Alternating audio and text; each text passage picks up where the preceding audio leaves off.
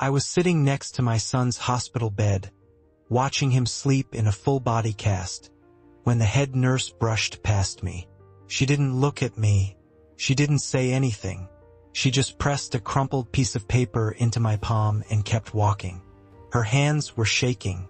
I waited until she turned the corner before I opened my hand. The note had only 6 words, written fast in blue ink. Don't come back. He is lying. Check the camera. What I found on that video didn't just break my heart. It ruined my whole life. Before I tell you what I saw in the dark, let me tell you how I ended up in that hospital room, thinking I was the worst father in the world. My name is Harrison Bennett. I am 70 years old. I spent 45 years of my life as a structural engineer here in Chicago. I built foundations that hold up skyscrapers against the wind off Lake Michigan. I know how things stand and I know how things break.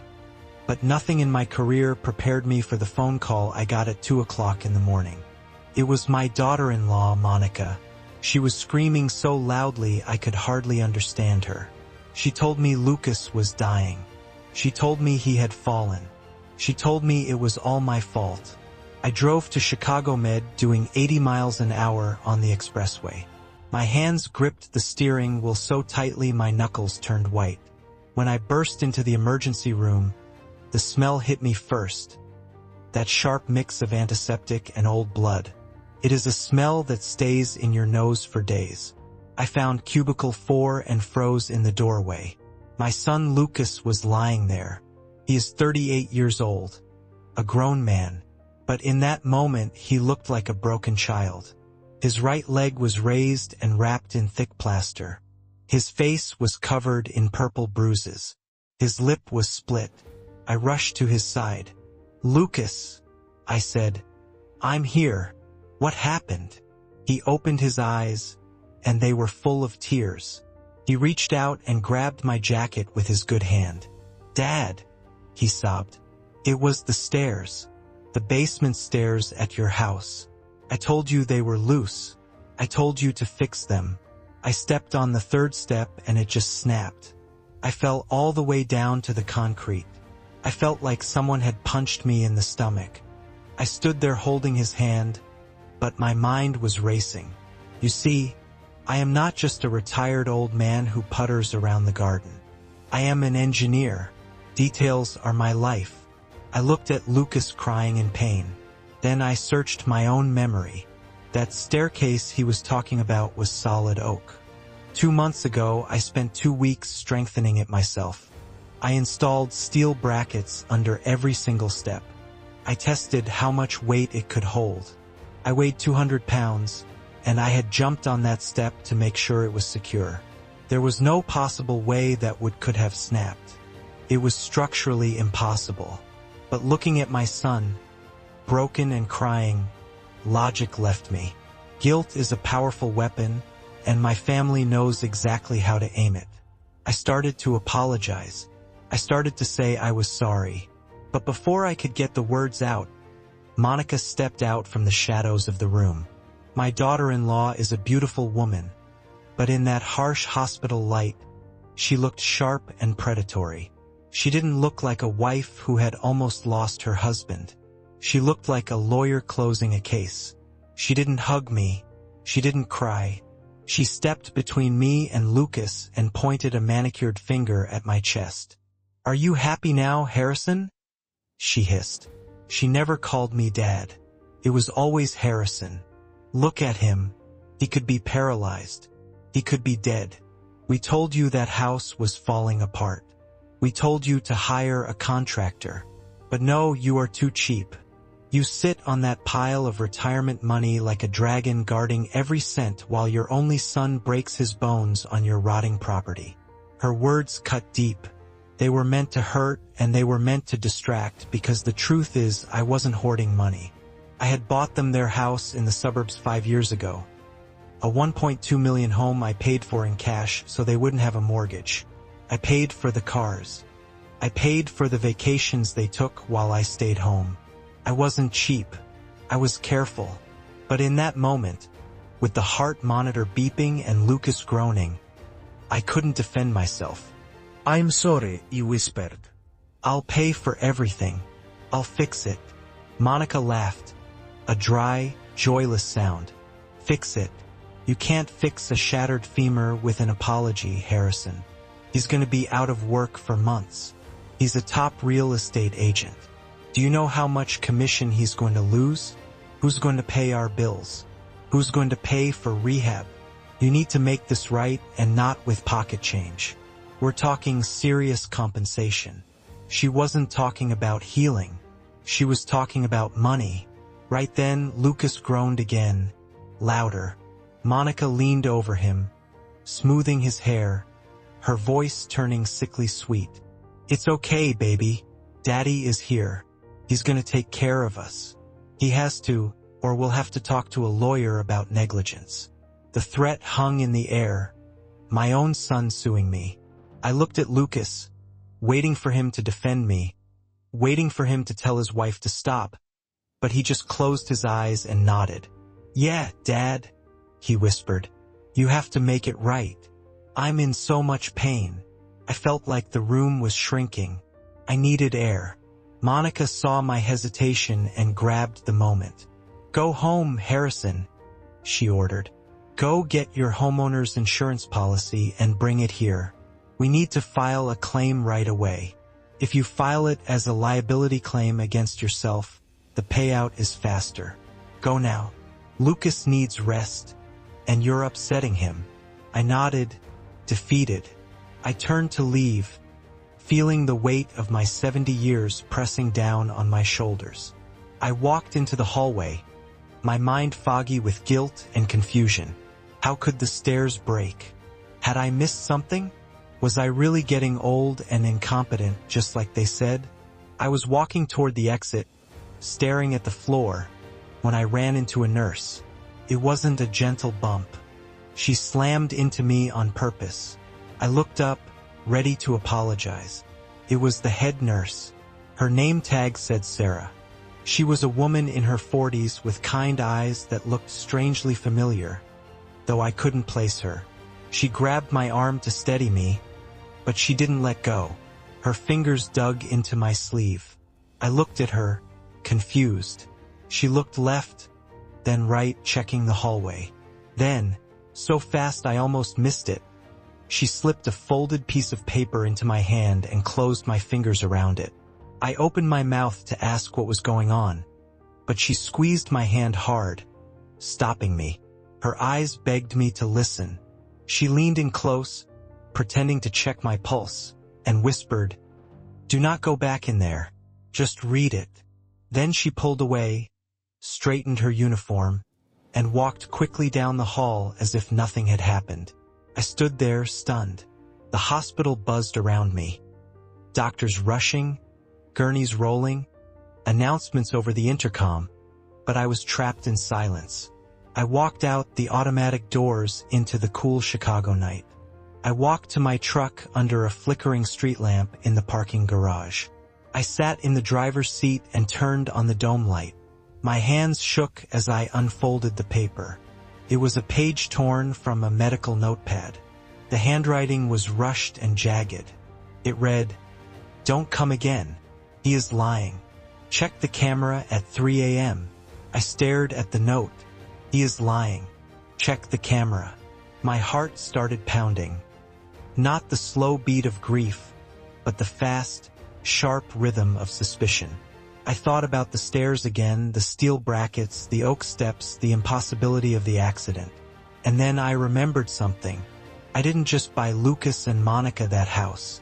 I installed the security system myself. I am an engineer. I like systems. I like safety. I set up a local server in their basement that controlled the smart home features, lights, locks, and cameras. They knew about the outdoor cameras, of course, but they didn't know the system had internal logs and motion sensors that saved to a cloud backup I could access. I had never checked it. I respected their privacy. But tonight, staring at that note, privacy felt like something I couldn't afford anymore. I didn't drive home to my house. I drove to theirs. I still had the emergency key. I needed to see the server. I needed to know what happened at 3 a.m. As I drove through the dark streets of Chicago, the sadness in my chest hardened into something colder, something like steel. If my son was lying about breaking his leg, then why was he in a cast? And if he didn't fall down my stairs, where did he fall? I pulled up to their house. It was dark. They were both at the hospital. I let myself in. The air inside was stale. It smelled like old wine and something burnt. I walked past the living room toward the basement office where the server was. But as I passed the kitchen table, I saw something that stopped me. A pile of envelopes, red envelopes, final notices. I picked one up. It was a foreclosure warning from the bank. That didn't make sense. I had bought the house with cash. There was no mortgage. Unless, my hands shook as I opened the letter. There was a mortgage. A second mortgage taken out 3 years ago. And it wasn't small. It was for $800,000 and it was in default. I dropped the letter. I grabbed the next one. Gambling debts. A letter from a casino in Indiana. Another from a credit card company. The total was shocking. My son, the successful real estate agent, was broke. He was drowning. And suddenly, Monica's demand for immediate insurance money didn't sound like concern about medical bills. It sounded like desperation. I ran down to the basement. I woke the computer monitor. Blue light washed over my face. I typed in my administrator password. I opened the camera logs and scrolled back to the night before. 3 a.m. I found the file. I clicked play. The video was high definition. It showed the living room of that house. Lucas was there and he wasn't hurt. He paced back and forth holding a bottle of whiskey. He looked terrified. Monica was there too, sitting on the sofa, calm and cold. In her hands, she held a heavy baseball bat wrapped in a thick white towel. I watched, unable to breathe. Monica stood up and said something. I turned up the volume. Her voice came through the speakers, small but clear. Stop crying, Lucas. It's the only way. The old man has a liability policy of $500,000. If you fall at his house, the insurance pays out immediately. We pay off the bookie and we save the house. Now sit down. I watched my son, my own flesh and blood, sit on the coffee table. He rested his leg on the ottoman. He took a long drink of whiskey. He looked at his wife and nodded. He was shaking. Monica didn't hesitate. She didn't flinch. She raised the bat high over her head. I wanted to look away. I wanted to close my eyes. But I forced myself to watch. I watched her swing with all her strength. I heard the horrible crunch of bones snapping, even through the speakers. I heard my son scream. Then I watched Monica toss the bat aside, grab the phone, and dial 911. Her voice instantly changing from a monster into a panicked wife. I sat there in the dark basement as the video looped, the bat coming down, the snap, the betrayal. I didn't cry. I didn't scream. I felt the engineer in me take over. I was looking at a structure that had failed, a foundation that was rotten. And when a building is rotten, you don't patch it. You condemn it. I pulled a USB drive from my pocket and started copying the files. They wanted an insurance payout. They wanted my help. Fine. I was going to give them exactly what they deserved. But first, I had to find out how deep the rot went. I sat in the hospital parking lot for 20 minutes before I opened my truck door. I adjusted the rearview mirror, but I wasn't checking my hair. I was checking my mask. I let my shoulders droop. I relaxed my face until my jaw hung loose. I rubbed my eyes until they were red and watery. I needed to look like a man crushed by guilt, a father broken by his own mistake. I needed to become exactly who they thought I was, an old, useless fool. I walked into the hospital, moving slower than usual, dragging my feet so they scuffed the linoleum. The morning light through the glass atrium felt harsh and exposing. I took the elevator to the 4th floor, my heart beating slow and heavy. The anger from last night hadn't vanished. It had frozen into a cold block of ice in my chest. When I opened the door to room 402, the scene was perfectly staged. Lucas lay propped up in bed, pale and tragic. The breakfast tray was untouched. Monica sat by the window, scrolling on her phone. The second she saw me, she dropped the phone and sat up straight. Her eyes narrowed, reading my face for weakness. I gave it to her. I didn't say hello. I walked to the foot of the bed and gripped the plastic rail, letting my hands shake where she could see them. I looked at Lucas's cast, then his face. I made my voice crack. "I didn't sleep at all last night," I said, eyes down. "I kept thinking about what you said, Monica, about how I hoard money, about how I let this happen." Monica stood and came toward me. "No comfort." She circled me like a shark. Her heels clicked on the floor. "Well, Harrison, thinking doesn't pay the bills," she said. "The doctor was just in here. He said Lucas might need a second surgery, a complex reconstruction. Do you have any idea what that costs? Do you have any idea what out-of-network anesthesia costs these days?" I knew the cost. I also knew Lucas had top-tier insurance because I paid the premiums every month. But I didn't say that. I just nodded and swallowed. "I know," I whispered. "I know. That's why I made a decision. I drove out to the lake house this morning. I called a realtor. I'm going to list it. I'm going to sell the cabin on Lake Michigan. It's mortgage-free. It should bring at least $400,000. I'll give it all to you." I waited for relief. I waited for gratitude.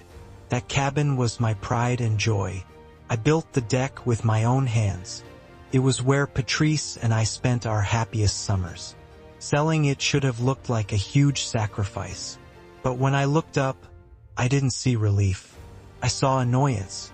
Monica shot a quick dark glance at Lucas and crossed her arms. "Harrison, are you serious?" she snapped. "Do you know how long it takes to sell a vacation home in this market? Months? Maybe a year. Lucas needs surgery next week. The creditors aren't going to wait for a closing date. We need cash now, not promises later." Lucas groaned dramatically, clutching his leg. "Dad, please," he wheezed. "The stress is making the pain worse. Just listen to Monica. She has a better idea. She knows finances." Monica reached into her oversized designer purse. For a split second I remembered the baseball bat, but she pulled out a blue folder. She opened it and yanked out a thick stack of documents, stapled together, and slapped them on the bedside table. "We don't have time for real estate games, Harrison," she said, smoothing the papers. "We need access to your investment accounts, the liquid assets, your retirement fund." A chill ran down my spine. My retirement fund. $2 million. It wasn't just money. It was 45 years of early mornings and job sites, freezing winters on steel and sweating summers in concrete. It was the safety I built for Patrice and then for myself. They wanted the keys to the vault. Monica held out a pen. "This is a durable power of attorney," she said, in that reasonable, helpful voice she used when she wanted something. "It just gives Lucas authority to manage your accounts while you deal with everything. You're getting older, Harrison. We all see it. You're forgetting things. You're letting the house rot. Let Lucas handle the finances. He's a broker. He knows the market. He can liquidate what we need for the medical bills and invest the rest so it grows. It's the only way to save us." I looked at the document. It wasn't limited to medical bills. I could see the header. It was a general durable power of attorney. It would give Lucas full control. Bank accounts, stocks, even my house, and I couldn't stop him. It was a license to steal everything I had left. I looked at Lucas. His eyes were hungry. The pain in his leg didn't seem to matter. He wasn't looking at his father. He was looking at an ATM about to spit out a jackpot. I took the pen. My hand shook, Not from acting, but from rage. I held it over the signature line. Monica leaned in, eyes greedy, almost vibrating. I lowered the pen tip. A tiny dot of ink appeared. Then I made my hand spasm. I jerked my wrist hard, and the pen clattered across the plastic table and hit the floor, rolling under the bed. "Oh, damn it," I muttered, clutching my hand. "My arthritis. It's flaring up again. I can't grip anything today." I bent down, pretending to search for the pen, buying time to fix my face. When I stood, I patted my jacket like I was confused. "And my glasses," I mumbled, looking around frantically. "I don't have my reading glasses. I can't sign a legal document without reading it. Monica, you know I need to know what I'm signing." Monica's face twisted. She looked like she wanted to scream. She snatched the pen from under the bed and shoved it back at me. "Just sign it, Harrison. The standard boilerplate. We don't have time for this." I backed away, hands raised. "I can't," I said, letting fake panic rise. "I need my glasses. They must be at home. I'll go get them. I'll drive home, get my glasses, and I'll come back tonight. Promise. I'll bring the deed to the lake house too, just in case." Lucas tried to sit up. "Dad, just sign the damn paper," he shouted, forgetting his act. But I was already at the door. "I'll be back," I stammered, backing into the hallway. "I just need my glasses. I'm so sorry. I'm so useless." I turned and walked away before they could stop me. I heard Monica slam the folder shut behind me. I heard her curse. I shuffled down the hallway until I turned the corner and was out of sight. Then I straightened my back and walked quickly to the elevator, my mind clear and sharp. They didn't just want insurance money. They wanted everything. They wanted to strip me bare and dump me in a nursing home while they spent my life's work on gambling debts and luxury cars. I stepped into the elevator and pressed the lobby button. As the doors closed, I checked my watch. It was 10 o'clock in the morning. I had about 8 hours before I had to return. 8 hours to turn the tables. I wasn't going home for my glasses. I was going to the only person in this city I still trusted. I was going to see my lawyer, Caldwell, and I wasn't going to ask him how to sell a house. I was going to ask him how to tear one down. I drove straight from the hospital to the downtown loop, guiding my truck through thick mid-morning traffic. My destination was a building I had helped design 30 years ago, a limestone giant that held the law offices of Caldwell and Associates. James Caldwell wasn't just my attorney. He was my oldest friend. We played poker every Friday for 20 years, until Patrice got sick. He was the only man alive who knew the exact details of my finances and the only man I trusted to help me protect them from the attack I was under. When I walked into his office, the receptionist didn't ask my name. She just pointed toward the corner office. Jim was waiting by the window, grim. He is a big man, a former linebacker, softened by age around the edges. When he saw me, he didn't smile. He knew why I was there. I had called from the car and told him I needed to lock down my assets immediately. "Sit down, Harrison," he said, his voice like a distant train. "You look terrible." I sat in the wingback chair, the leather creaking. No small talk. I told him about the hospital. I told him about the power of attorney Monica tried to force me to sign. I told him about the debts I had seen at their house. I left out the video for the moment. I wanted to stop the financial bleeding first. "Jim," I said, leaning forward, "I need to lock everything down. I want to put my house, the lake cabin, and the investment accounts into an irrevocable trust. I want to make sure that even if I get hit by a bus tomorrow, Lucas can't touch a single cent without a trustee's approval. They're desperate, Jim. They're dangerous." Jim nodded slowly, writing on a yellow legal pad. He asked a few questions about dates and amounts. Then he turned to his computer. Let me pull up the deed status on your primary residence, he said, typing with 2 fingers. We need to make sure the title is clear before we transfer it to the trust. Should be quick. I know you paid that mortgage off 20 years ago. I watched him. I saw the screen reflected in his glasses. I saw him squint. Then he stopped typing. He leaned closer. He clicked the mouse harder than needed. His jaw tightened. The silence in the room turned heavy. Harrison, he said, voice dropping. When did you take out a second mortgage? I frowned. What are you talking about? I haven't owed a dime on that house since 1998. You know that. Jim turned the monitor toward me and pointed. It was a lien, a secured loan against the address of my home. The house where I lived. The house where Patrice died. Recorded 3 years ago. Jim read, voice flat with disbelief. Lender is a private equity firm in Delaware. Principal is $800,000. Harrison, look at the status. I looked. Red letters. Default. Pre-foreclosure proceedings started. My vision narrowed. Couldn't breathe. $800,000. My house, my sanctuary, the place where I raised my sons, the place where I built a sunroom for Patrice so she could watch the Cardinals in winter. It wasn't mine anymore. It belonged to a bank in Delaware. But I didn't sign that. I whispered, the room spinning. I never signed that. Jim clicked an attached PDF. A scanned loan agreement opened. And at the bottom was my signature, Harrison J. Bennett.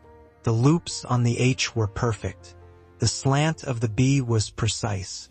It was my signature, but I had never held that pen. Lucas, I said, the name tasting like ash. Jim's pity hardened into professional fury. He forged it, Jim said.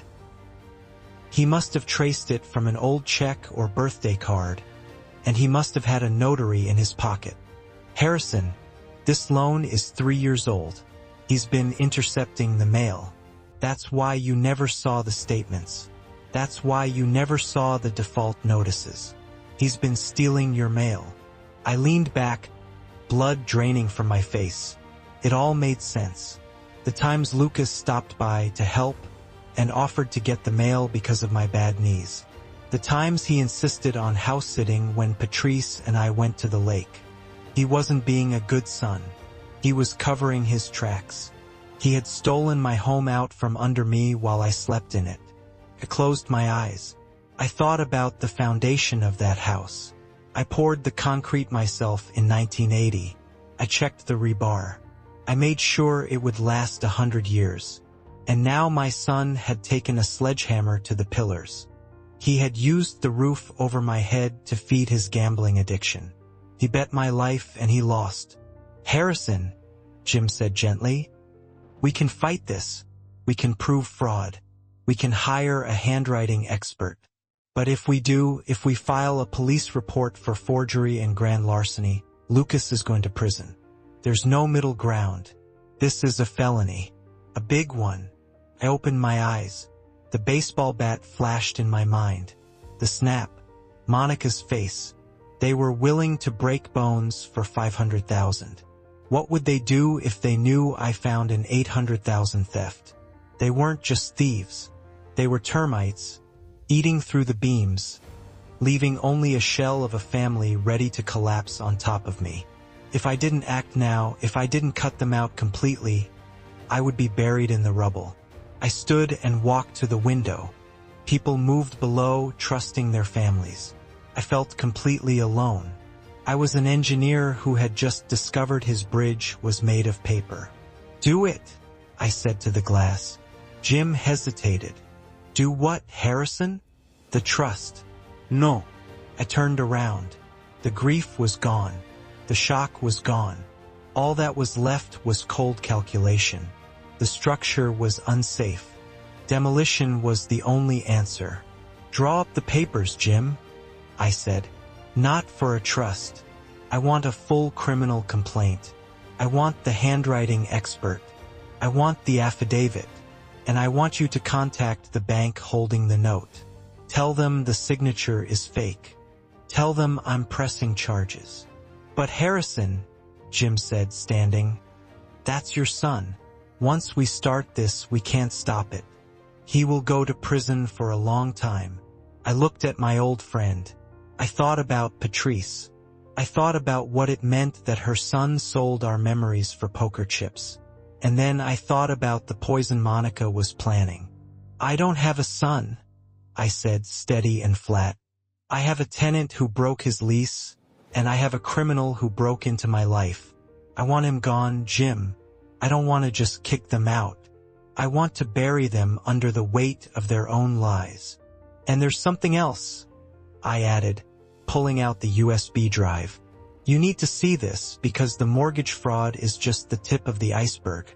We're going to need the district attorney for this one."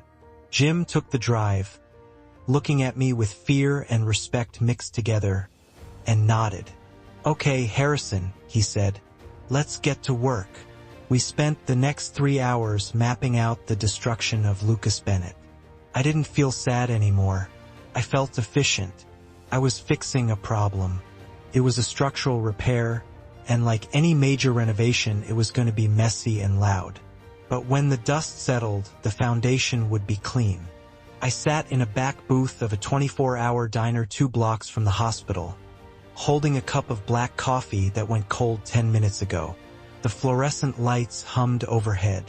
Tonight, that hum was the only thing keeping me anchored to reality. I checked my watch. It was 7:15 in the evening. The hospital shift change had just happened. I was waiting for Sarah. When she walked in, she didn't look like the confident head nurse who ran the floor.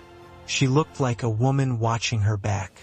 She wore a heavy coat over her scrubs and a wool hat pulled low. She scanned the room, spotted me, and moved fast to my booth. She slid into the seat opposite me, gripping her purse. I didn't waste time. I pushed a fresh cup of coffee toward her. She nodded and took it, eyes flicking to the window like she expected the police, or worse, my daughter-in-law, to burst in. "Why?" I asked. "Why did you help me? You could have lost your job. You could have lost your license. Why risk it for an old man you don't even know?" Sarah took a sip and looked me straight in the eye. A small, sad smile touched her mouth. "But I do know you, Mr. Bennett. You just don't know me. You knew my father, Michael Jenkins. He was a foreman on the Millennium Spire project 20 years ago." The name hit me like a punch. Mike Jenkins. I remembered him. Good man, hard worker, laugh big enough to fill a job site. I remembered the day the scaffolding collapsed. I remembered the steel screaming as it gave way, and the silence after. Mike lived, but his back was shattered. The construction company tried to bury him. They claimed it was operator error. They denied his workers' comp. They tried to starve him until he settled for pennies. "I remember," I said softly. "He was a good man. I'm sorry for what happened." Sarah nodded, tears rising in her eyes. "We were going to lose our house. My mom worked 3 jobs, and Dad needed surgery the insurance wouldn't cover because the company was fighting the claim. We were packing boxes, ready to move into a shelter. Then an envelope showed up. No return address, just a cashier's check for $45,000. I looked down at my hands, the old calluses worn smooth. I remembered that check. I remembered selling my 1967 Mustang, the car I restored piece by piece since I was 25. It was my pride and joy. But when I saw Mike Jenkins in that wheelchair, a car felt like a stupid thing to keep. "It was enough for the surgery," Sarah whispered. "It saved his life. It saved our home. My dad thought it was you. He said you were the only engineer who visited him in the hospital, the only one who looked him in the eye. He told me Harrison Bennett was the kind of man who built things to last, people too. When I saw your name on the chart for room 402, and I saw that woman screaming at you, I knew I had to do something. I'm paying a debt, Mr. Bennett, like you did." I reached across the table and squeezed her hand. "You don't owe me anything, Sarah, but thank you. You saved me from a terrible mistake." Sarah pulled her hand back and reached into her purse. Her face changed from memories to fear. She looked around the diner to make sure no one was close. "I didn't come just to talk about the past, Harrison," she whispered. "I have to show you something else. Something worse." She pulled out a small digital voice recorder, the kind doctors used to dictate notes, and set it on the table, covering it with her hand. "The intercom system in room 402 is old," she said quickly. "Sometimes the button sticks on the patient's side. It leaves an open line to the nurse's station. Usually we hear the TV or snoring. But this afternoon, about 2 hours after you left, the light on the console flickered on. Monica thought the room was private. She thought no one was listening. I was at the desk. I hit record. I stared at the little black device. Cold dread pooled in my stomach. I thought I had already seen the worst with the video of Lucas's broken leg. But Sarah's eyes told me I was wrong. There was no bottom. I picked up the recorder and held it to my ear. Sarah pressed play. At first, the audio was fuzzy, static, and the hum of hospital vents. Then Monica's voice cut through, sharp and impatient. "Stop whining about the pain meds, Lucas. You need to be clear when he comes back. We need that signature." Then I heard my son, slurred and weak. "He's not going to sign it. Mom, he knows something. Did you see the way he looked at me?" "He looked at me like I was a stranger." Monica laughed, cruel and dismissive. "He's confused. He's old. That's why this will be easy. Once we get the power of attorney, we move the liquid assets first. Then we sell the stocks. We can drain the accounts in 3 days." That was terrible, but it was nothing I didn't already know. I waited. "But what about him?" Lucas asked. "He isn't just going to let us take it. He'll go to the police. He'll fight." There was a pause, heavy, charged. Then Monica spoke again, lower and more careful. "He won't fight anyone, Lucas. You told me yourself. He has a heart condition. He takes beta blockers. He takes blood thinners. He is a walking time bomb." "What are you saying?" Lucas whispered. "I'm saying old men die in their sleep all the time," Monica said, casual like she was ordering lunch. "Especially when they're stressed. Especially when they accidentally take too much medication. Or the wrong medication." My blood drained. My grip tightened until the plastic creaked. "Insulin," Monica said. "It's clean. It breaks down fast. If an old man with a weak heart has a sudden low blood sugar event in his sleep, the coroner calls it natural causes. No autopsy. Just a grieving son and a funeral. Then we are the only beneficiaries of the life insurance policy, 2 million plus the house, plus the accounts. We'll be kings, Lucas. We just need to get through this week." The recording ended with a click. He said frozen. The diner sounds faded. The clatter of plates, the sizzle of the grill, the chatter, until all I could hear was my own heart, the heart they planned to stop. This wasn't fraud anymore. This wasn't theft. This was a plan to murder me. Monica was planning to inject me with insulin and watch me die. And my son, my own son, hadn't screamed. He hadn't called for help. He had listened. I looked at Sarah. She was pale and shaking. "I didn't know what to do," she whispered. "I couldn't go to the police yet. It's just a recording. They might say they were joking. They might say I made it up. But you needed to know. You can't let them near you, Harrison. You can't eat anything they give you. You can't be alone with them." I handed the recorder back. My hand was steady. The fear was gone, replaced by a sharp, diamond-clear calm. They wanted to erase me so they could eat what I built. They crossed a line they couldn't come back from. Before this, I wanted justice. I wanted my money back. I wanted to teach them a lesson. Now I knew I was in a war. And in a war, you don't just defend yourself. You stop the threat. Keep that recording safe, Sarah, I said, voice low and hard. Don't delete it. Don't show it to anyone yet. What are you going to do? She asked, eyes wide. I stood and buttoned my coat. The weight of 70 years wasn't a burden anymore. It was armor. I'm going to give them what they want, I said. They want the power of attorney. They want access to my life. I'm going to invite them in. But they don't know I'm not the prey anymore. I'm the trap. I laid a 100 bill on the table for the coffee. Go home, Sarah. Be safe. I'll contact you when it's over. I walked out into the cold night air. I had work to do. I had to call the chief of police. I had to call Jim Caldwell. And I had to prepare dinner. Monica wanted to serve me soup. Fine. I was going to serve her a meal she would never forget. Their plan was about to be tested, and I was going to be the one swinging the wrecking ball. I walked into my house and locked the deadbolt behind me. Not just the latch, I slid the heavy steel security bolt I installed myself 10 years ago. It thudded into place in the empty hallway. For the first time in 40 years, my house didn't feel like a home. Felt like a bunker.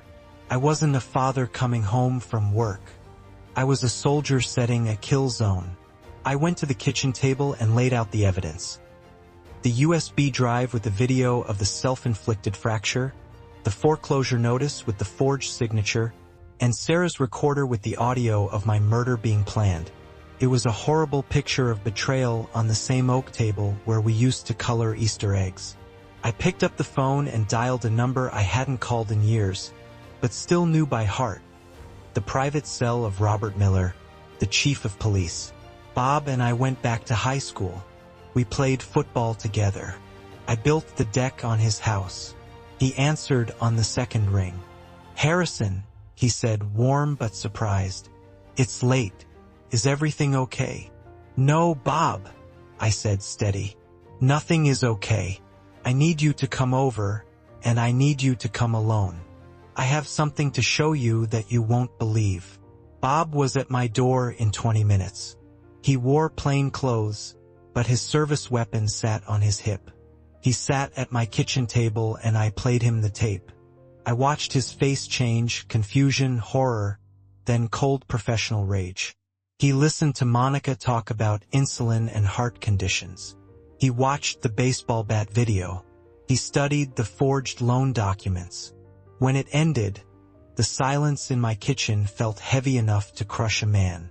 Bob stood, his hand drifting to his belt. Harrison, this is enough, he said, voice tight with controlled anger.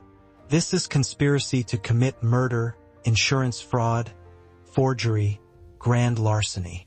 I can have a squad car at the hospital in 10 minutes. We'll pick them up tonight. Lucas is in a cast. He isn't going anywhere. And Monica, we'll have her in cuffs before she finishes dinner. I shook my head. No, Bob, not yet. Bob stared at me like I'd lost my mind. Harrison, are you listening? They're planning to kill you. They're talking about insulin. If they get desperate, they won't wait. We need to stop this now. If you arrest them now, I said, leaning forward. Monica gets a lawyer. She says it was just talk. She says she was blowing off steam. She says the video was fake or some sick roleplay. A good defense lawyer might get the charges reduced. Maybe she serves a few years for fraud. Maybe Lucas gets probation because he's the victim with the broken leg. I stood and walked to the sink, staring into the dark yard. I don't want them to have a defense, Bob. I don't want a plea bargain. I want them buried. They didn't just steal my money. They stole my son. They killed the memory of his mother. I want to catch them in the act. I want to catch her with the poison in her hand. Bob paced the kitchen floor. It's too dangerous, Harrison. We can't let you be the bait. She won't succeed. I cut in. Because you'll be here. You and your men. I want you in the pantry. I want you watching the cameras.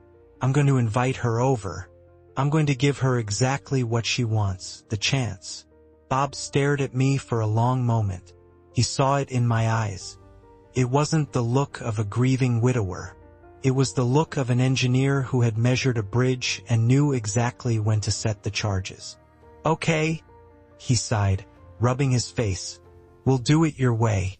But I'm putting a wire on you, and I'm putting a tactical team in the garage. If she so much as reaches into her purse wrong, we're taking the door down. I nodded. Good. Now I have a phone call to make. I called Monica. My hand didn't shake. My heart didn't race. I felt numb. She answered on the first ring, voice tight with excitement. Harrison, where are you? You said you'd be back by 6. I made my voice sound tired and weak. I'm sorry, Monica, I rasped. I drove home and I just hit a wall. I'm exhausted. My heart is fluttering a bit. I don't think I can drive back to the hospital tonight. Silence, calculation, then suspicion. But the papers, Harrison. We need them signed. Did you find your glasses? Yes, I said. I found them and I signed the document. It's done. It's sitting right here on the kitchen table. I heard her sharp breath. Greed crackled over the line. That's great news, Harrison, she said, smoothing her voice into fake concern. That's really great, but we need that document tonight. The surgeons need to schedule the procedure for the morning. I forced a cough. Well, why don't you come here?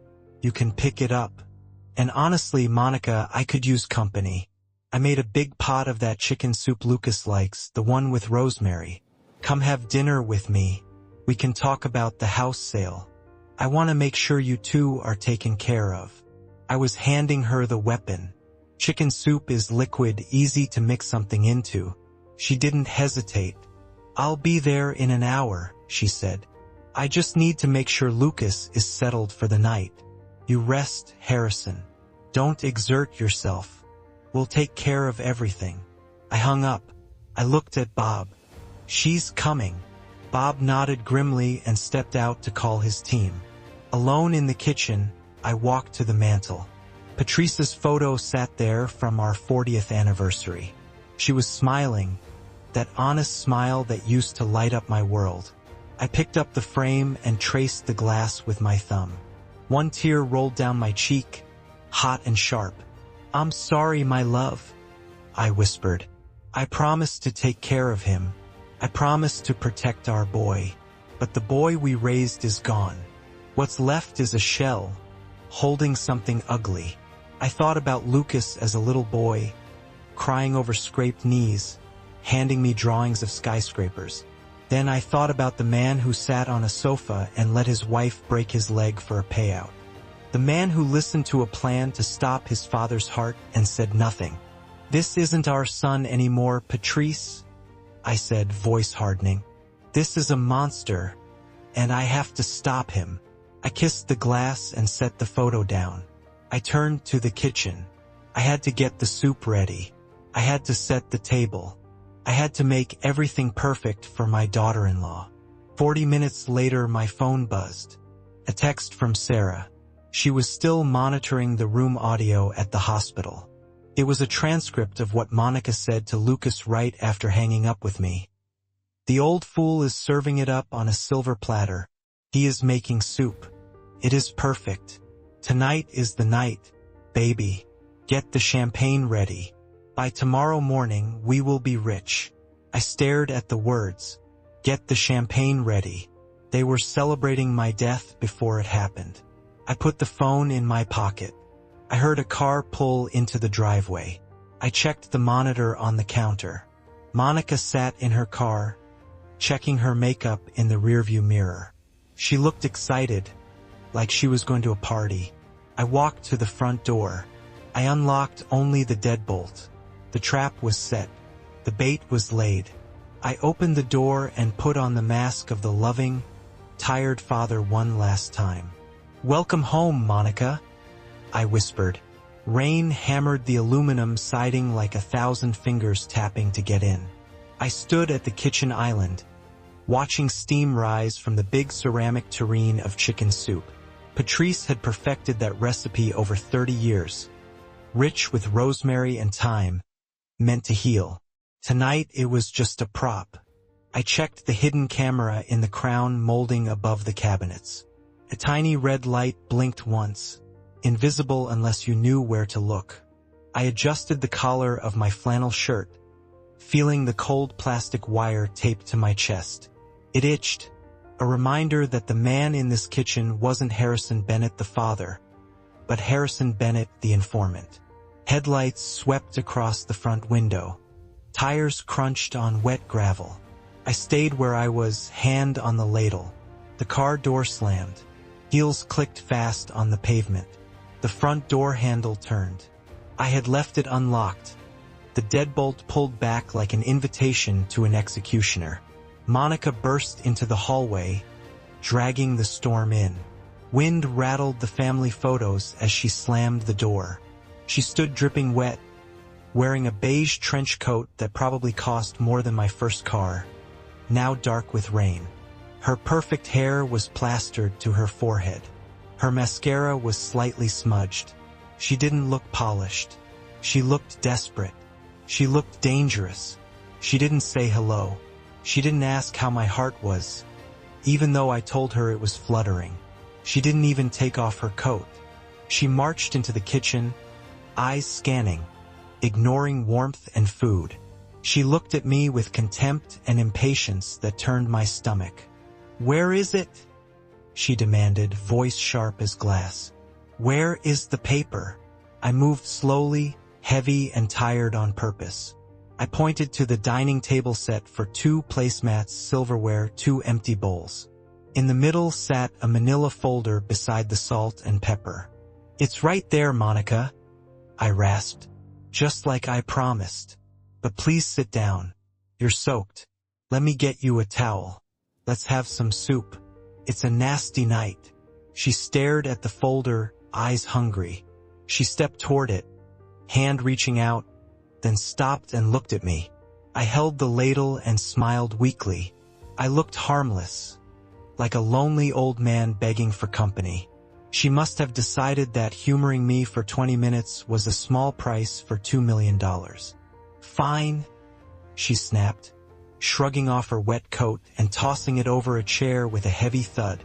"But make it quick, Harrison. I have to get back to Lucas. He's in agony, waiting for this to be resolved." She sat, but not all the way in, perched like she might bolt. She put her oversized leather handbag on the table right beside her bowl. I watched that bag. I knew what was inside. I knew the weapon she brought to dinner. I filled her bowl. The smell of roasted chicken filled the room, mixing with her expensive damp perfume. Then I filled my own bowl and sat across from her. I didn't eat. I lifted my mug of tea and held it for warmth I didn't feel. Monica picked up her spoon, stirred once, and dropped it back with a clatter. She wasn't eating either. Her eyes tracked me. "Aren't you going to eat, Harrison?" she asked in fake sweetness, worse than yelling. "You said you made it special. You need strength, especially with your heart condition." I took a sip of tea. My hands were steady. "I'm not very hungry," I lied. "My stomach's been in knots all day. I think I need napkins. I forgot to set them out." I stood slowly and turned my back, walking to the counter where the paper towels were. This was the moment. I had built it perfectly. Above the stove hung a decorative mirror Patrice bought to make the kitchen feel bigger. Now it was my rearview mirror. In its reflection, I saw Monica move. Her hand didn't go to the spoon. It shot into her open handbag. She pulled out a small glass vial, clear liquid insulin. She stared at my back, eyes wide and wild. She popped the cap with her thumb and reached across the table, hovering over my bowl. I waited. I needed the camera to see it. I needed the wire to catch it. I counted in my head. 1, 2. Then I spun around, fast, too fast for a frail 70-year-old. "I forgot the spoons," I said loudly. Monica gasped. Her hand snapped back like she touched a hot stove. She clenched the vial in her fist, hiding it in her palm, and shoved her hand under the table. Clumsy, panicked. Her spoon fell and clattered on the hardwood. "Oh," she stammered, face going pale. I dropped my spoon. "You startled me, Harrison." Isterte her. Not the floor, her eyes. I let the silence get heavy. I wanted her to know I saw. I wanted her to feel the engineer studying a crack in the foundation. "You seem jumpy, Monica," I said, walking back to the table but not sitting. "You seem nervous for someone who's only here to pick up paper." "I'm not nervous," she hissed, picking up the spoon with a trembling hand. "I'm stressed." "My husband is in the hospital. We're about to lose everything, and you're playing host instead of helping us." I stood behind my chair, gripping the back. I looked down at the soup she tried to poison. It looked delicious, innocent, just like the house I bought them, just like the life I thought they had. "You know, Monica," I said quietly, "I've been thinking about that staircase, the one Lucas fell down." She rolled her eyes and reached toward the folder again. "Oh my God, Harrison, not this again. The wood was rotten. You admitted it." No, incorrecte. "I didn't admit it. I accepted it because I trusted you. But I've been thinking, oak doesn't just snap like that, unless something is eating it from the inside." I leaned forward, knuckles on the table. "Termites," I said. "Nasty little things. They burrow where you can't see. They eat the heart out of the wood. They live in your walls. They feed on your shelter. And they smile at you while the roof is waiting to fall." Monica stared at me. Her annoyance shifted into suspicion, then fear. She pulled her hand back from the folder. "What are you talking about?" she whispered. "I'm talking about rot, Monica," I said. "Things that look strong outside but are hollow inside. People who take and take and take, and when there's nothing left, they burn the house down for insurance money. Or maybe they poison the owner."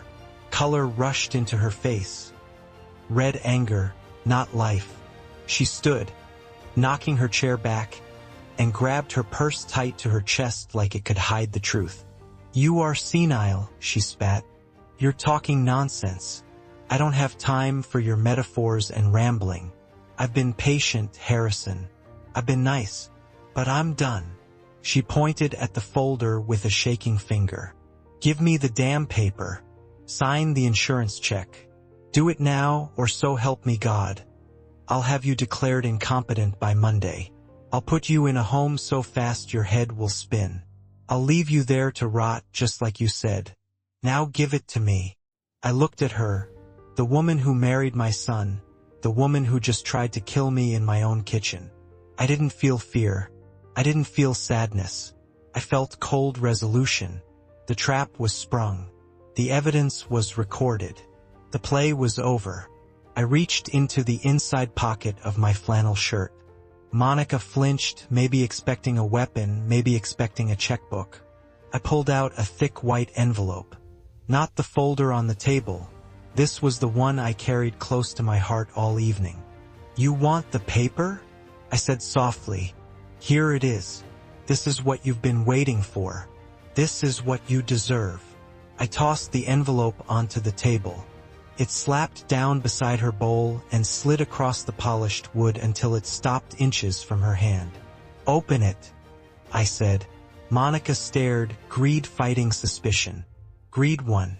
She dropped her purse on the chair and snatched up the envelope. Her fingernails tore at the flap. She ripped it open, expecting power of attorney, a check, the keys to the kingdom. She pulled out the papers and unfolded the first one.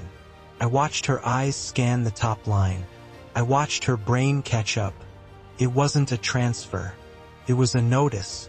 "Eviction notice," she read, voice shaking. "What is this?" "Keep reading," I said. She flipped the page. "Civil complaint for insurance fraud," she whispered. She flipped again and froze. The next sheet wasn't legal text. It was a glossy photo, high resolution, time-stamped, a still from the video at 3 a.m. A woman in a silk robe holding a towel-wrapped baseball bat high over her head, ready to smash the leg of the man cowering on the sofa. Monica made a sound that wasn't quite human, a strangled gasp of terror. She dropped the papers like they burned. They scattered across the table, the photo landing face up, accusing her. She looked up at me, eyes wide and wild. The mask was gone.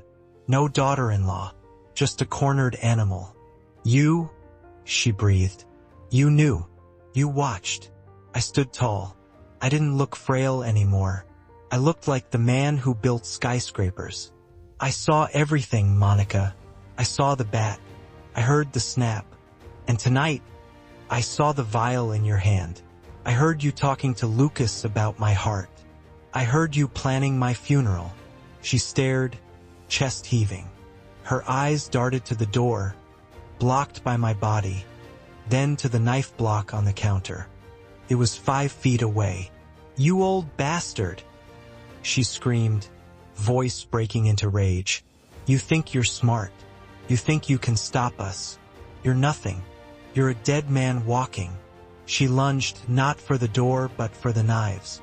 Her hand grabbed the chef's knife, the one I used to carve the Thanksgiving turkey. She yanked it free, steel flashing under the kitchen light. I will kill you, she screamed, raising it. I will finish what I started. I didn't move. I didn't flinch. I just looked at her and said one word, loud and clear for the microphone on my chest. Now. The word hung in the air for a split second. Monica's eyes flicked toward the hallway, confused. She didn't understand the word wasn't a plea. It was an order. The knife was already coming down toward my chest when the pantry door behind her exploded open with violence that shook the floor.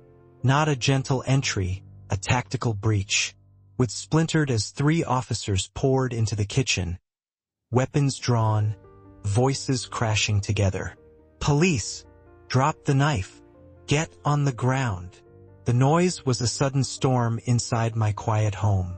Monica screamed, but not in anger, pure shock. Her arm jerked and the knife sliced the air inches from my flannel shirt, then slammed into the oak dining table with a dull thud, trembling in the wood. Before she could pull it free, the lead officer slammed into her, driving the air from her lungs. She hit the table, china rattling, soup splashing onto the floor. Then she was on the ground, face pressed to hardwood, arm twisted behind her back with efficient force. I stood still, watching like an engineer watching a controlled demolition. The click of handcuffs tightening around her wrists was the final failure of her life. A cold metallic sound. Get off me! She shrieked, face smashed against the floor, expensive coat bunched at her shoulders. You're hurting me. He attacked me. He's crazy. He has a knife. Chief Miller walked in from the garage entrance, holstering his weapon. He looked down at her with deep disappointment, not anger, tiredness. He stepped over the spilled soup and scattered papers. We have it all on tape, Monica, Bob said, calm and heavy. We have the audio. We have the video. We saw the vial. We saw the knife. Save your breath for your lawyer. You're going to need it. An officer hauled her to her feet. Her hair was a mess, makeup smeared across her cheek. She stared at me, eyes burning with hate so hot I could feel it. She tried to lunge again, straining against the cuffs, spitting words like venom. You planned this, you old bastard. You set me up. I reached to the table. The knife still stuck out of the wood, proof of her intent. Beside it lay the papers she dropped, the torn envelope. I picked them up and smoothed them with slow care. I didn't set you up, Monica, I said steady. I just turned on the lights. You did the rest. You and your greed. I held up the papers she hadn't finished reading. She saw the eviction. She saw the fraud complaint. but she missed the bottom. I separated the pages and held them so she could see in the bright kitchen light. "You didn't finish your reading," I said. "You saw the eviction. You saw the photo. But you missed the best part." I pointed to the next document stamped with family court seal. "This is a petition for divorce," I said. "Jim Caldwell wrote it this afternoon. It's already filed. It's not from me. It's from Lucas. When a spouse tries to murder the father of her husband to get an inheritance, that's irreconcilable differences.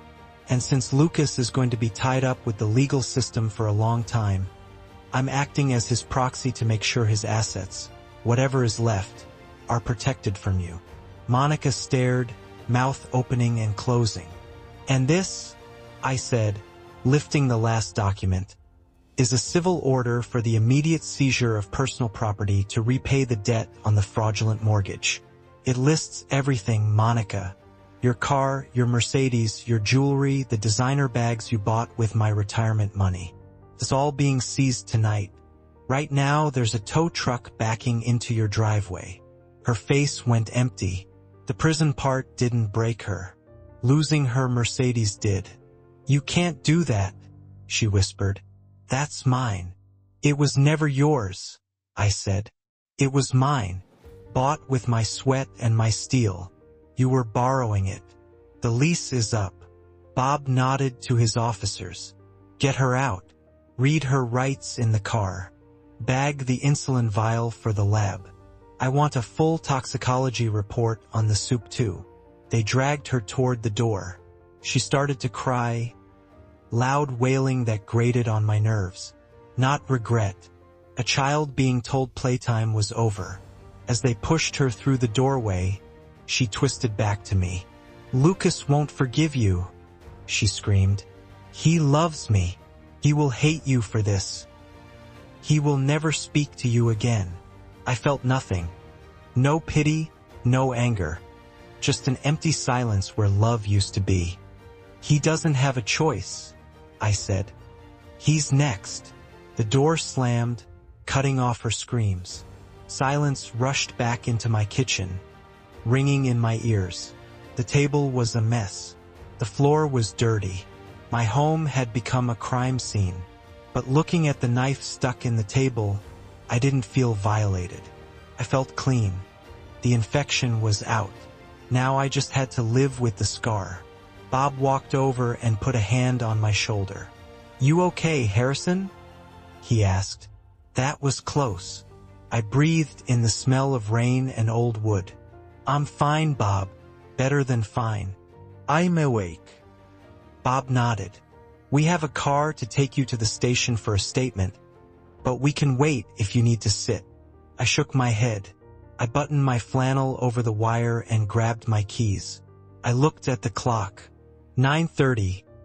"I don't need to sit," I said, "and I can't go to the station yet.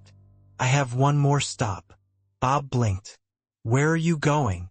I walked to the wall and unplugged the TV, killing the static. I turned back. "I'm going to the hospital," I said. "My son is waiting for his papers. He's waiting for his wife to come back with the keys to the kingdom. I think I should be the one to deliver the news." Bob hesitated. "Harrison, Lucas is an accomplice, but he's still your son. Are you sure you want to do this tonight? Let us pick him up. You don't have to see him." I looked at Patrice's photo on the mantle. I thought about honor, about what a handshake used to mean. Then I thought about Lucas letting his wife swing a bat at his own leg. "He isn't my son," I said, voice cold as a grave. "He's a failed investment, and I'm closing the account." I walked out past the police tape already being strung across my front door. The rain had stopped, leaving the world slick and black. I got in my truck and didn't look back. I drove toward the city, toward the hospital, toward the final confrontation. The envelope with the eviction notice sat in the passenger seat. It was the only inheritance Lucas would get, and I was going to hand it to him myself. The drive was a blur of streetlights and silence. Chief Miller drove his unmarked car while Jim Caldwell sat in the passenger seat, reviewing the legal files under the dashboard glow. I sat in back, staring out at the city I helped build, feeling strangely detached. The man who cried over Patrice's photo was gone. The man in the back seat was an inspector going to a collapse site to sign a condemnation order. We parked at the emergency bay, police lights flashing silently against brick walls. We rode the elevator to the 4th floor. The hospital was quiet now, the day's chaos replaced by monitor beeps and the squeak of nurses' shoes. I led the way. I didn't need a cane. I didn't need help. I walked with steady purpose. At room 402, I heard the TV playing softly. I paused, hand hovering over the push plate, and filled my lungs with sterile air. This was it, the final demolition. I pushed the door open. Lucas was awake, propped on pillows, eyes locked on the doorway, a smile forming. He looked hopeful. He looked triumphant. In his mind, Monica was coming back with a signed power of attorney and a check that fixed everything. He was probably spending the money already. "Dad," he said, bright and eager. "Finally, where is Monica? Did she get the—" His voice died. The smile withered as he saw me, stone-faced. Then he saw Jim Caldwell, the lawyer he avoided for years. Then, behind us, Chief Miller in uniform, hand resting near his holster. The air changed instantly. Excitement turned into fear. Lucas's eyes darted. He tried to sit straighter, but the cast pinned him to the bed. "What is going on?" he asked, voice rising. "Where is my wife? Dad, did you give her the papers? Is everything okay?" I didn't answer. I didn't even look him in the eye. I walked to the wall-mounted TV. A late-night talk show played, canned laughter filling the tight room. I picked up the remote and flipped channels until I found local news, then turned up the volume. "Breaking news tonight," the anchor said, face grave. Out of the quiet suburb of Oak Park, police have arrested a local woman in connection with a plot to murder her father-in-law. The screen cut to helicopter footage circling above my house, police lights washing out the lawn. Then it cut to the front door. Officers led a woman out in handcuffs. She fought and screamed, hair wild, expensive coat slipping off her shoulders. It was Monica. Lucas stared, mouth hanging open, skin turning gray. He watched her shoved into a squad car, the door slamming on her screams. The banner read, "Attempted poisoning. Insurance fraud scheme exposed." I turned off the TV. Silence slammed back into the room. Lucas looked at me, eyes wide with terror, and started shaking. Not a little tremble, but a violent shudder that rattled the bed. Then a dark stain spread across the light blue sheet over his groin. Fast, with the sharp ammonia smell of urine. He lost control. The arrogant broker, the gambler, wet himself like a toddler. "Dad," he whispered, trembling so hard the words barely formed. "Dad, please, it wasn't me." I stood at the foot of the bed and felt nothing. No pity, no anger, just cold facts. "She forced me," Lucas stammered, tears streaming, snot running down his face. "You know how she is. She's crazy. She made me do it. She said she'd leave me. She said she'd take everything. I didn't want to hurt you. I swear. I'm your son. I'm your boy." He reached out, fingers grabbing at air. "Please, Dad, tell them. Tell them I'm a victim too. Look at my leg. She broke my leg. She's a monster. I'm innocent." I looked at his outstretched hand. I looked at the cast from toes to hip. I remembered the video, him on the sofa, drinking whiskey, nodding, him offering his leg like a payment for greed. I stepped closer and leaned in until my face was inches from his. I could smell fear and urine. "You are not a victim, Lucas," I said, voice hard as granite. "I saw the video. I saw you sit there. I saw you nod. I saw you choose. Lucas flinched like I hit him and pulled his hand back. You broke your own leg, I continued, pointing at the cast. You let her smash your bones because you were too lazy to work and too cowardly to face your debts. You thought my life was worth less than a gambling slip. You thought you could harvest me like a crop. Dad, please, he sobbed, choking. I'm sorry. I'll pay it back. I'll fix it. Just don't let them take me. I straightened and looked at Jim Caldwell. Jim opened his briefcase and pulled out a single white envelope. The eviction notice. The civil suit for the stolen mortgage. He placed it on the tray table across Lucas's lap, beside the untouched water pitcher. That leg is going to hurt for a long time, I told Lucas. The doctors say it was a bad break, a complex fracture. It will ache when it rains. It will stiffen in the cold. I paused, letting it sink in. Good. I want you to feel it. Every time it throbs, every time you limp, I want you to remember this moment. I want you to remember you did this to yourself. You bought that pain. It's the only thing you own now. Lucas stared at the envelope, then up at me, begging for a lifeline. Dad, he whispered, I'm your son. I looked him up and down. At the man who stole my house, the man who waited for me to die. I don't have a son, I said. The words hung there, final. I used to have a son, but he died a long time ago. What I have now is a bad debt, a liability, and tonight I'm writing it off. I turned my back. I heard him gasp, pure devastation. Dad, wait, he screamed. You can't leave me. I have nothing. They're going to put me in jail. Dad. I walked to the door. Jim and Chief Miller followed. In the hallway behind us, Lucas screamed like an animal. Dad, come back, please. I didn't stop. I didn't look back. With every step, the screams faded. I felt lighter.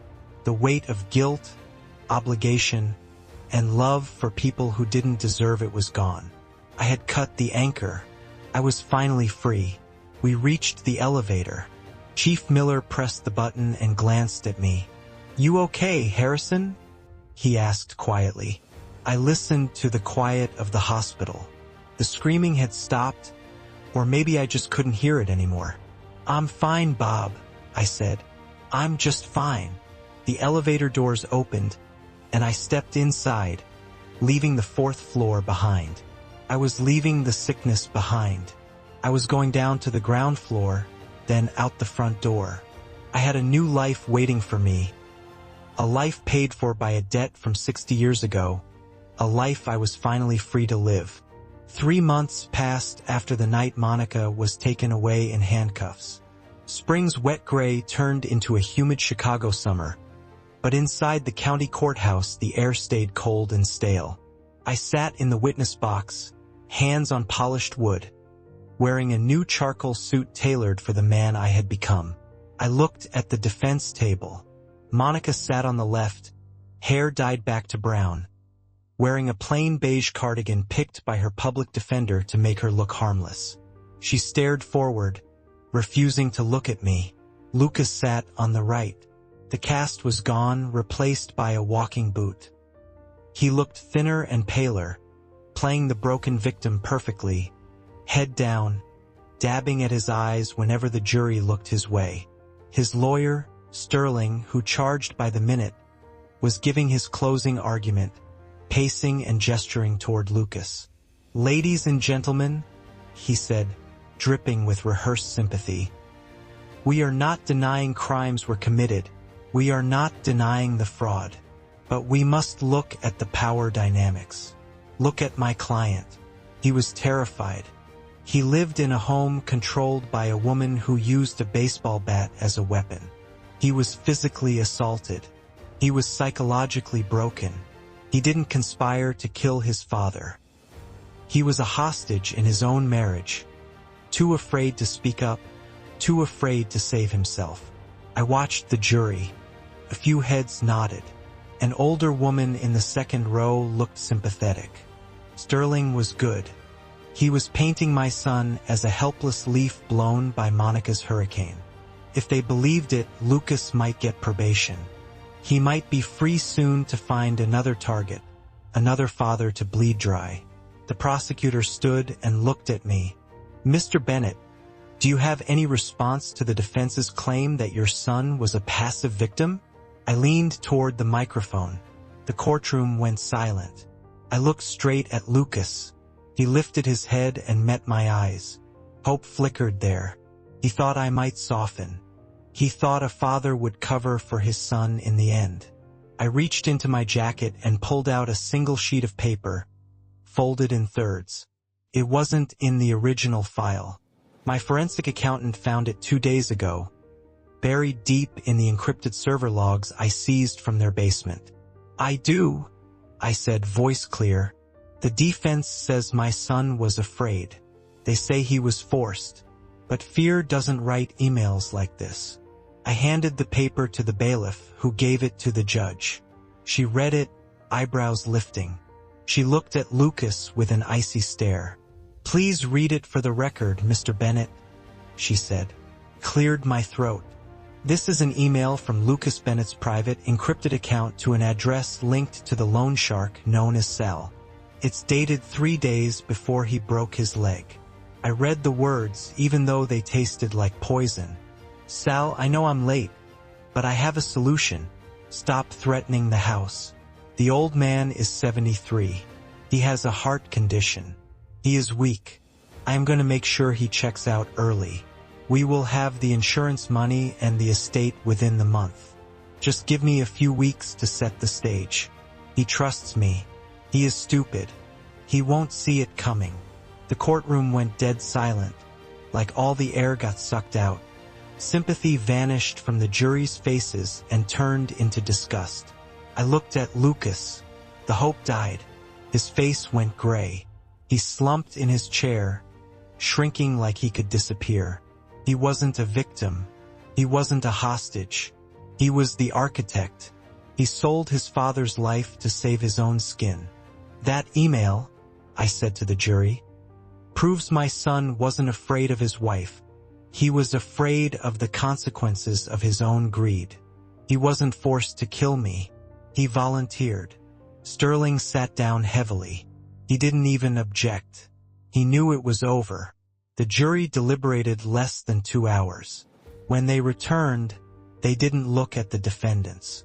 The foreman stood and read, "We find the defendant, Monica Bennett, guilty on all counts: conspiracy to commit murder, insurance fraud, grand larceny.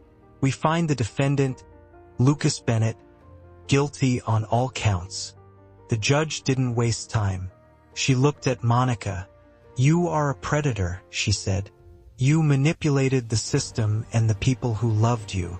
I sentence you to 20 years in state prison, with no parole for 15. Monica dropped her head and sobbed, but nobody cared. The judge turned to Lucas. "And you, Mr. Bennett, are perhaps even worse. You betrayed the most basic bond of human nature, the bond between a child and a parent. You sold your father for a gambling debt. I sentence you to 15 years. The gavel slammed down like a door shutting on a lifetime of lies. The bailiffs pulled Monica up first and dragged her away. Then they grabbed Lucas. He fought. He tried to stand, but his bad leg buckled. They held his arms and dragged him forward. As they passed the witness stand, he locked eyes with me. His face twisted into pure hate. The loving son mask was gone, showing the rot underneath. "You will die alone," he screamed, spit flying. "You hear me?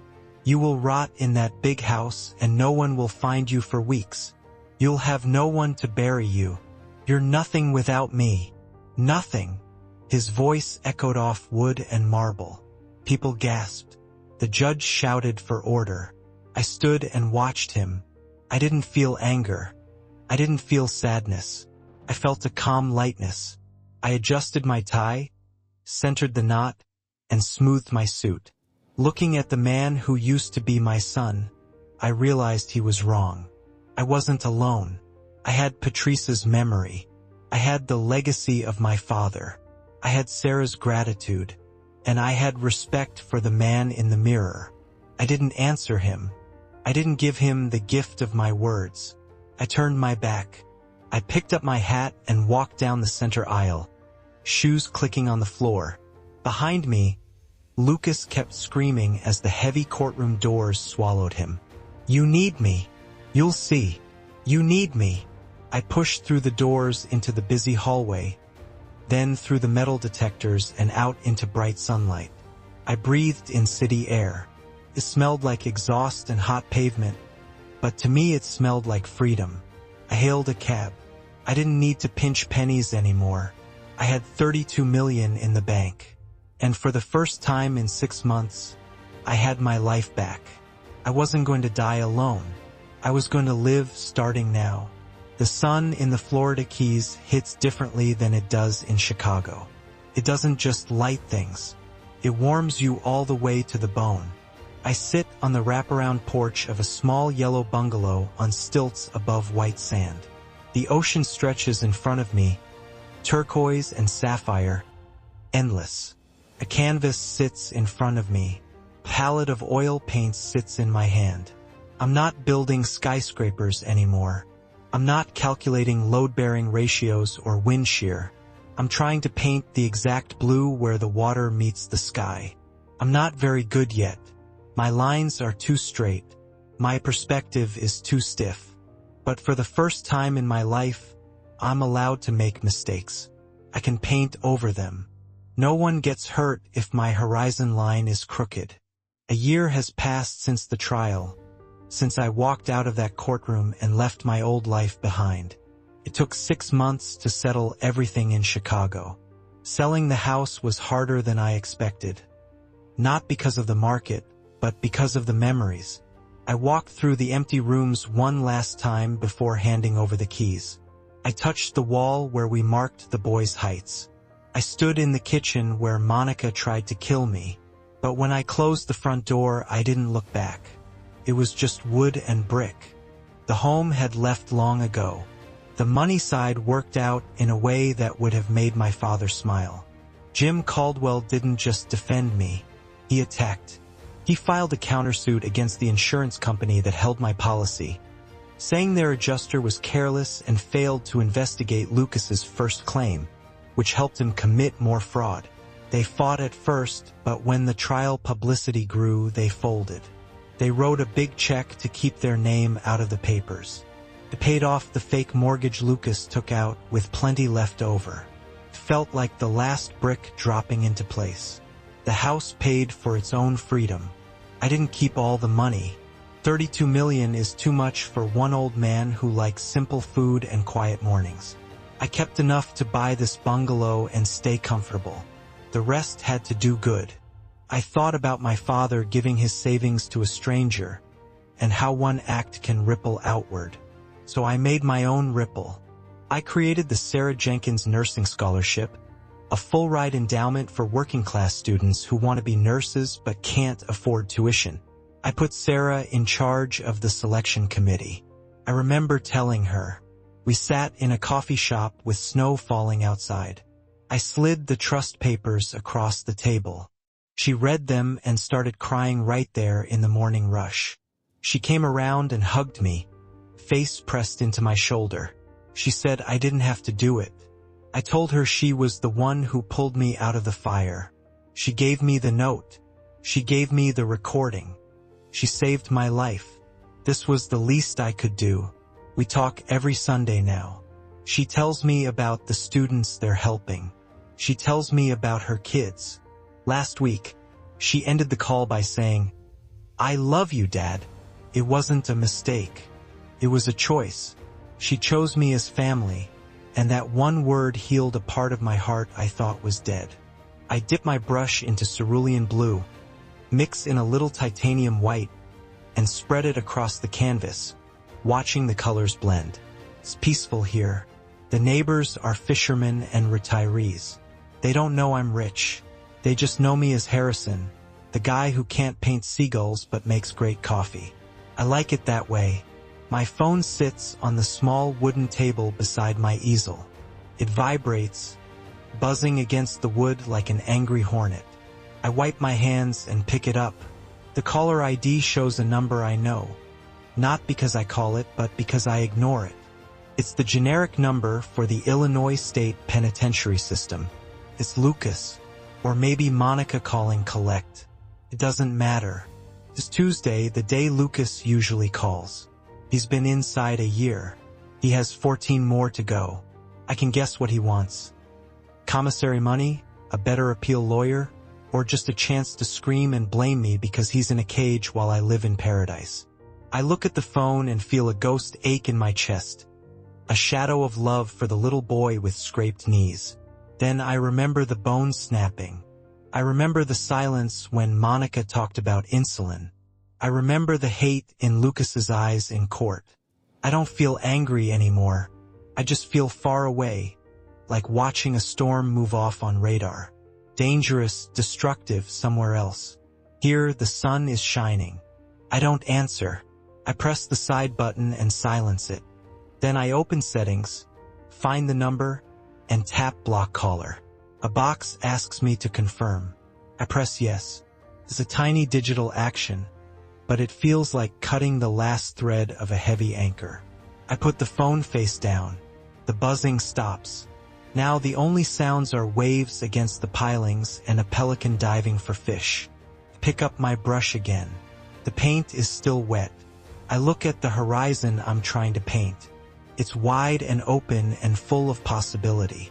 I am 71 years old. I have a bad back and a heart that skips sometimes. But I have never felt more alive. I have a clean legacy. I have a daughter who loves me for who I am, not what I have. And I have this view. People always say blood is thicker than water. They use it like a weapon to tie you to people who hurt you, drain you, and would break your legs for a payout. They say family is everything, that you must forgive and endure. But looking out at this endless blue ocean, I know the truth. Sometimes clean water is better than toxic blood. I lived in a poisoned house for too long. I let the rot spread because I was afraid to tear down walls. But you can't fix a foundation built on lies. You have to demolish it. You have to clear the rubble. Then you can build something new. I cut out the dead part of my life. The surgery hurt. The recovery took time. But the infection is gone. I am healing.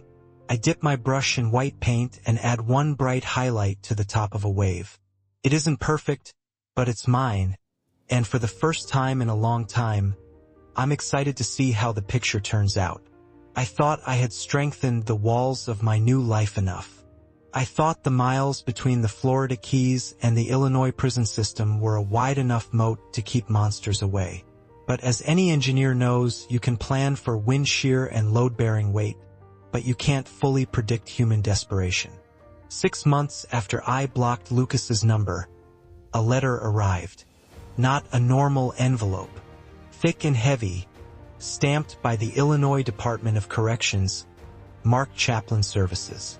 I sat on my porch, ocean breeze ruffling the paper, and stared at it. My hands didn't shake. They were steady, rough from holding a paintbrush instead of a wrench.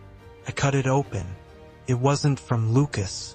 It was from a prison chaplain named Father Thomas.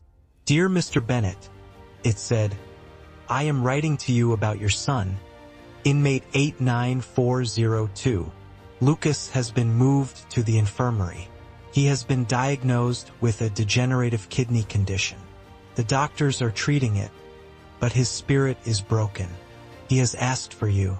He says he has a confession about your late wife, Patrice. He says he cannot die with this secret on his soul. He is not asking for money. He is asking for absolution. A confession about Patrice. Her name was the one weak spot I had left. They knew it. If Lucas asked for money, I would have burned the letter. If he asked forgiveness for himself, I would have ignored it. But dragging Patrice into it, that was a calculated strike at my foundation. I called Sarah right away. It's a trap, Harrison, she said, voice sharp through the phone. You know it is. He's been there 18 months. He's had time to plan a new angle. I know, I said, watching a heron land on my porch railing. But he said, Patrice, if there's even a 1 chance he knows something I don't, I have to know. An engineer doesn't leave a variable unchecked. We investigate until we find the failure point. I'm going with you, Sarah said. No hesitación. I'm not letting you walk back into that poison alone. 2 days later, we were in the prison infirmary visiting room. The air smelled like industrial cleaner and misery. Sarah sat beside me, holding my hand, grip firm and grounding.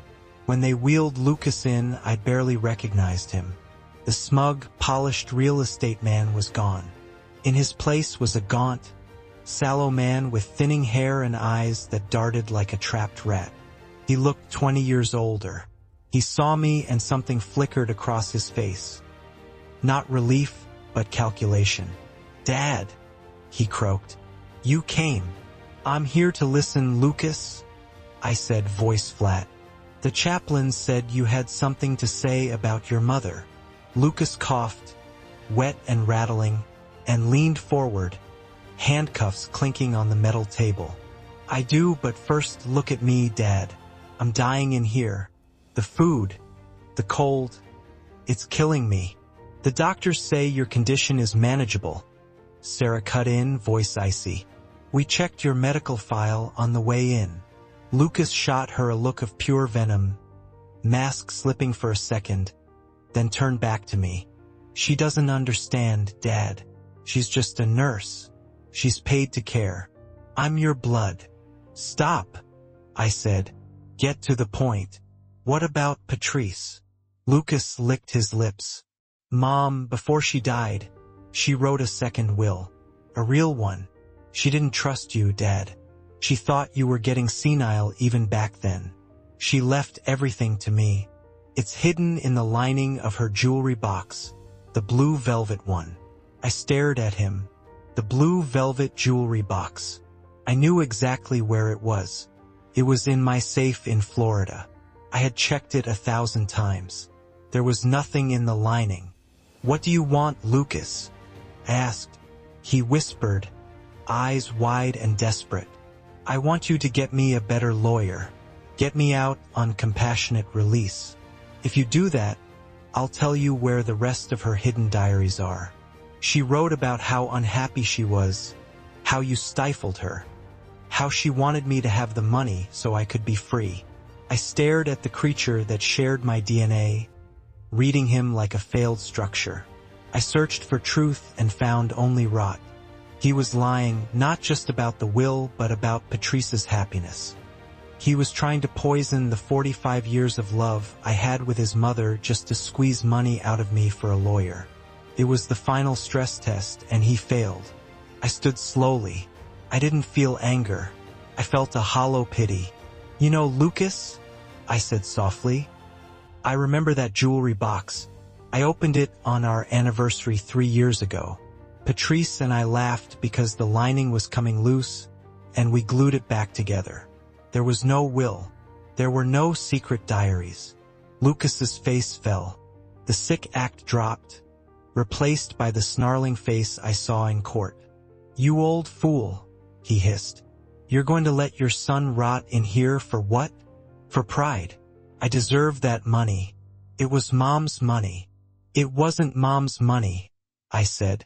And it wasn't my money. It was our life. A life you never understood because you only see value in things you can sell. I turned to Sarah. We're done here. Dad, wait. Lucas screamed, straining against his restraints. You can't leave me. I'm sick. I'm your son. I stopped at the heavy steel door and looked back one last time. No, I said. You're not my son. You're a structural failure, and I'm finally condemning the building. We walked out into the gray Illinois afternoon. The sky was overcast, but the air felt clean. Sarah didn't speak until we reached the rental car. Then she pulled a folder from her bag. I wasn't going to show you this today, she said, voice trembling a little. I didn't want to upset you before you saw him, but I think you need to see it now.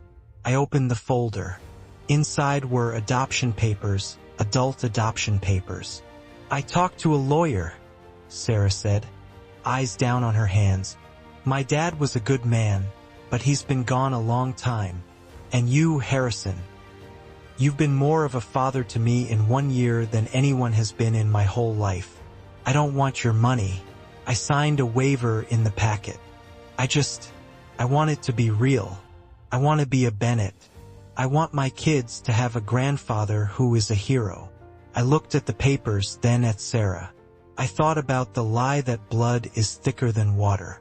I thought about the poison I left behind in that prison room. Then I looked at the woman who saved my life in a hospital hallway, risked her job for a stranger, and drove me here to face my demons. You didn't have to sign a waiver, I said, voice thick with feeling. I pulled out a pen, the same nice pen I used to sign my paintings, and signed the line. Harrison Bennett, father. Blood makes you related, I said, hugging her as tears finally came, washing away the last grime of that prison. Loyalty makes you family. Let's go home, daughter. Bringing Sarah and her children into my quiet life wasn't a small fix. It was a total redesign. I spent years reinforcing walls to keep people out, and I forgot what it felt like to open windows. Sarah's kids, Leo and Maya, didn't care about my bank account or my old job. To them, I wasn't a wealthy retired engineer.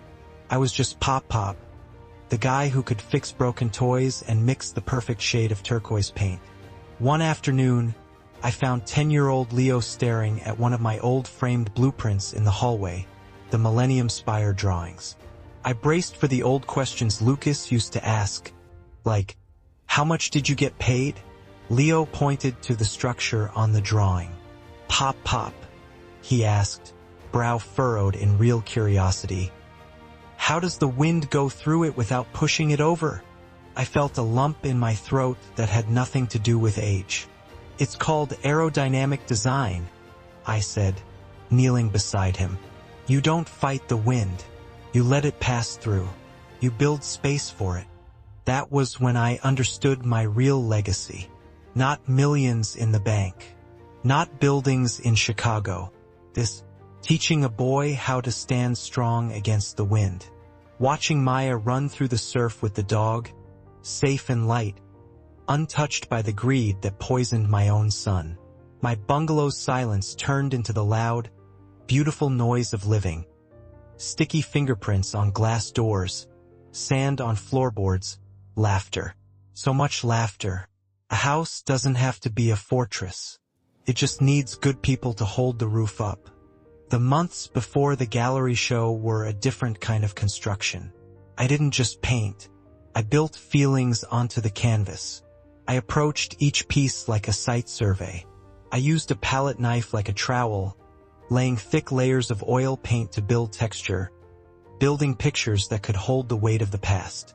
Sarah often sat on the porch railing while I worked, quiet, watching me sketch the harsh lines of the demolition series. Dark strokes for the night the police took Monica away. She saw the shift when I moved into reconstruction. You paint like you're fixing something? She said one evening as I carefully blended gold tones for Patrice's portrait. I am, I said, wiping ochre from my thumb. I'm fixing the memory. Lucas tried to taint it, twist it into something ugly to feed his greed. But this is restoration. I'm stripping away rot so we can see the original wood again. Healing, I learned, is like curing high-grade concrete. You can't rush it. You protect it and let time do the heavy work. But when it sets, it's harder than stone. 6 months later, the gallery in Key West is packed. The air smells like salt water and expensive wine. People move from canvas to canvas, murmuring. They're looking at a series called Structural Integrity. Not skyscrapers, not bridges, portraits. One is a woman with kind eyes in a nurse's uniform, finger to her lips. One is a young boy helping an old man up from a fall. The centerpiece, the biggest canvas, is Patrice. She sits on the porch of this very bungalow, looking out at the ocean, soaked in golden light. But if you look closely, the porch isn't held up by wood. It's held up by hands. My hands and Sarah's hands holding her up. It's a masterpiece, Dad, Sarah says beside me, holding sparkling cider, face glowing. It's just paint and canvas. I say, but I'm smiling. No, she says, leaning her head on my shoulder. It's the truth. You finally fixed the foundation. My phone buzzes in my pocket. I ignore it. I know who it isn't. It isn't the prison. It isn't the lawyers. It isn't the past. It's probably the pizza place confirming the order for my grandkids, who are running wild on the beach below the deck. I look at the horizon. The line where blue meets blue is straight and true. The storm has passed. The structure is sound. I am Harrison Bennett. I am 72 years old. And for the first time in my life, I am exactly where I am supposed to be.